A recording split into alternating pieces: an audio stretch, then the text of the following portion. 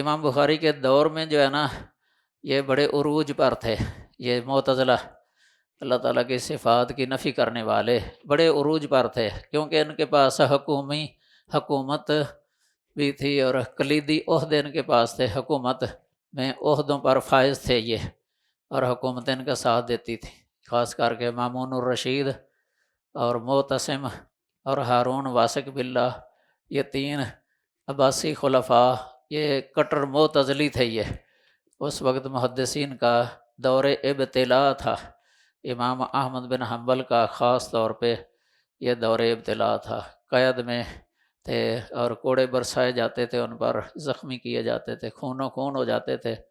لیکن اپنے موقف پر وہ بڑے مضبوط تھے پہاڑ کی طرح، اور انہوں نے یہ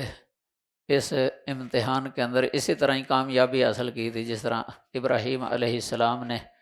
جو ہے نا امتحان میں پورے اترے تھے، وہ اللہ کی طرف سے تھے، آزمائے گئے، تو ادھر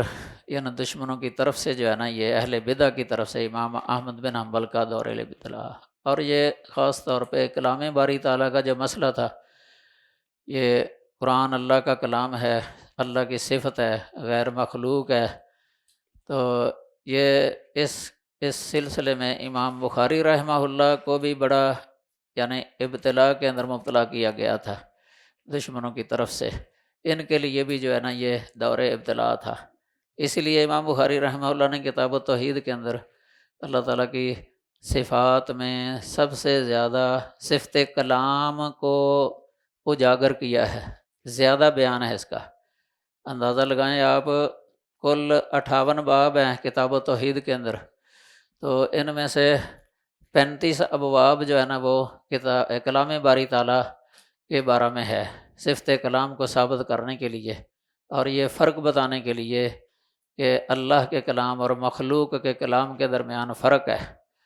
جب بندہ قرآن پڑھتا ہے تو یہ پڑھی ہوئی شے یہ اللہ کی صفت ہے، قرآن مقروء یہ اللہ کا کلام ہے، مقروء یا مطلوع یہ اللہ کا کلام ہے، لیکن قرات جو ہے نا بندے کی قرات یہ چونکہ بندے کا اپنا فعل ہے، یہ اللہ کی صفت نہیں ہے، یہ بندے کا فعل ہے، یہ مخلوق ہے، قرات جو ہے نا یہ مخلوق ہے، تلاوت مخلوق ہے، لیکن مطلوع بہی جو ہے نا وہ اللہ کا کلام ہے، اللہ کی صفت ہے، یہ ثابت کیا ہے امام بخاری رحمہ اللہ نے، یہ ہم پڑھیں گے نا پھر آپ کو پتہ چل جائے گا زیادہ اچھی طرح انشاءاللہ العزیز۔